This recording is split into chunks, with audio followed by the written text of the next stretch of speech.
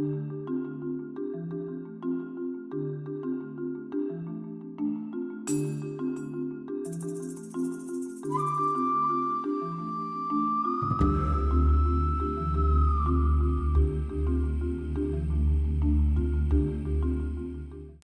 guys, it's Courtney from the Ivy League, and today I'm going to talk to you about nursing professional portfolio. Now, I'm sure that you're probably like, what the heck is a nursing professional portfolio?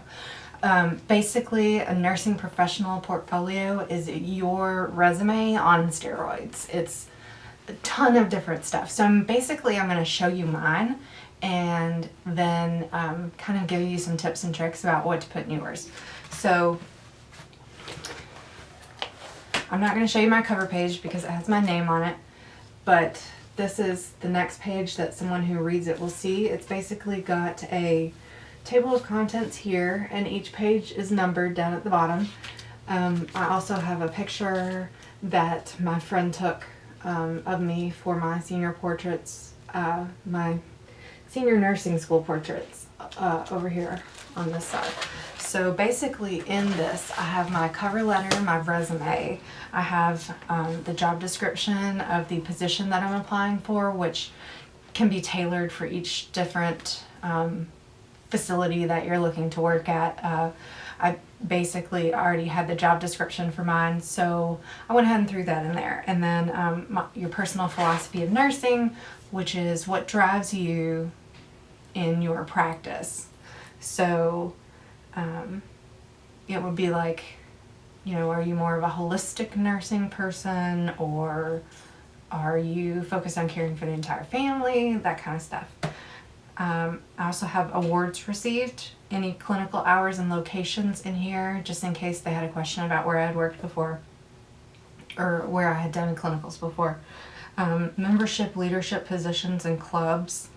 I have a special award that I got in here from my employer that is not really given out to a lot of people, so it was really important for me that I put that in here.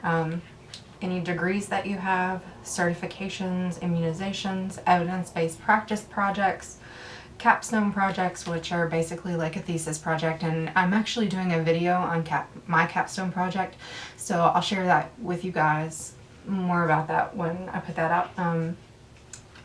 I've been featured on the news, so I put news media features in here.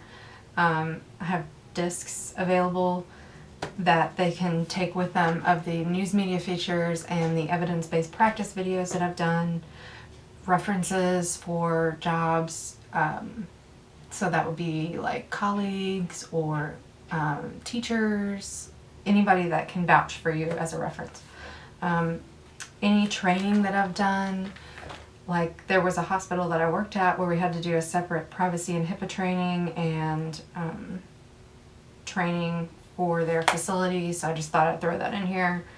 And some other things that we've done, like patient safety, fundamentals of patient safety certificates, and becoming a leader in healthcare certificates.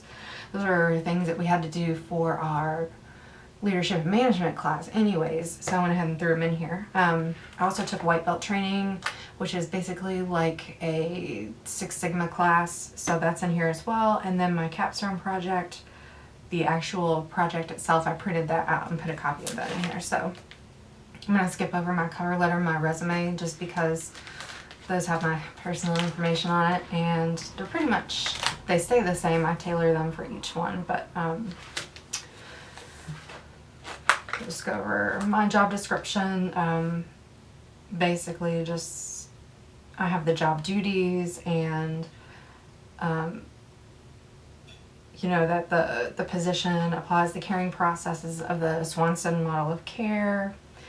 So on my philosophy of nursing practice, I have the title, and underneath that I have registering nursing. The next thing that I have is a quote from Florence Nightingale, because Florence Nightingale is my homegirl. And after that, I tell a story about how I first, I guess, got started in nursing or got interested in it. My grandmother was a nurse, so I talked about that. And then I talk about my goals for caring for patients, providing them compassionate care and caring for the whole patient and using evidence-based practice to guide that. So awards received, I put in there scholarships and Dean's List stuff, Girl Scout Gold Award, and clinical hours, basically pretty self-explanatory. But my clinical hours, the hospital that I was at, the unit that I was on, and then the number of hours I spent there. So the number of credit hours spent there, not the number of actual hours spent there. Membership, leadership positions in clubs, and a lot of clubs, so I put those in there. And then I have my award that I got.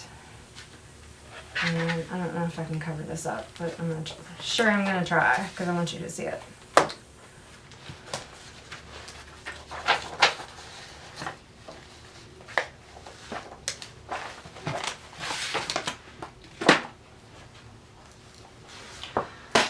So this is me. This is the award that I got from my employer, and this was hung up in the hospital. It's actually hung up in all of our hospitals, so this was everywhere, so I thought it was really important that I put it in there. Degrees conferred, you can either type them out or you can actually put them in. I chose to scan mine in and put like a little drop shadow on it to make it look like a little diploma on the page, but you don't have to get that involved if you don't want to. So I put my three previous degrees in there because I have 3 other degrees. Certifications. If you're in nursing school, you have at least 1 certification, and that's your life support. So scan that, put it in there, make sure it has the date on it that it expires. You don't have to put your immunizations in there, but if you're going to be working around children, I thought it would be a good idea. So for features and news media, I just have like screenshots of the actual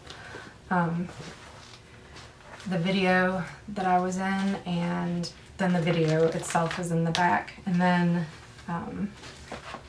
for my evidence-based practice, I did the same thing. My evidence-based practice project was on postpartum hemorrhage, so that's me, and blood products. So that was all I did for that. And then, let's see.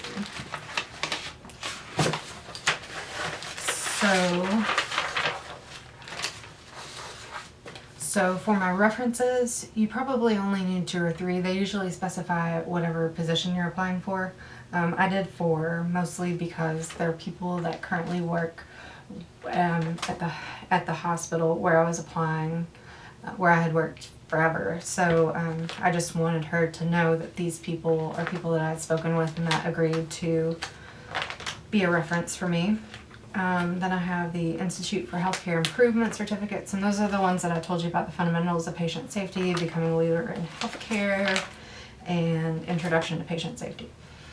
And then I have the white belt training. It's also called Lean Thinking. It's actually a pretty cool class, and it's available online. And if you're interested, I'll link it below. The guy that did ours, it was at a hospital that I was doing clinicals at, and he was super dynamic, and it was a great class to take. And I actually wish we'd had more time there, because I probably would have taken the second class. And it goes like, I think it's white belt, yellow belt, black belt, or something like that. It follows the belts of karate or martial arts. So, and then the last thing I have is my capstone or thesis project in here, and my capstone project was on the use of a nurse endoscopist, which is a nurse practitioner who's been trained in endoscopy to reduce waiting times and increase positive outcomes and reduce costs that are associated with endoscopic procedures such as colonoscopy or EGD.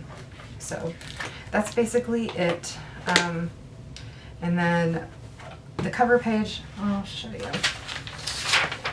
I'm going to cover up my last name then. So my cover page is basically, it has my first and last name here, and then it says BSN student, and then professional practice nursing portfolio.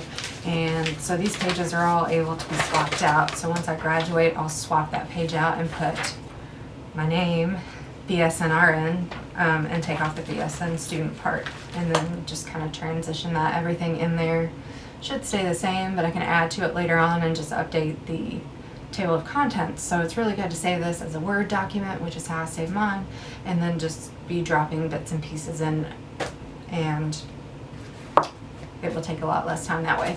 A lot of schools require these for leadership and management class, especially if you're doing a BSN. And I started mine a little bit before we started our program, just because I already had a resume and I already had some awards and stuff, so I just kind of started piecing things together. And then that way in the class, in leadership and management class, when it came time to turn that in, I was already ahead of the game because I already had all my stuff semi-organized. So I just needed to throw it all together. And then I just have it in this little fold here that I got from Staples for super cheap. And for my interview, which I already had, that's a different video. I'll be doing that later. I just did like a really cheap little, cover my name up here, really cheap little folder, like a plastic 3-prong folder from Staples. I think these were like 10 for a pack, 10 in a pack for like $1.99, and it's got all the same stuff. And then in the back I have like a little CD holder for my videos.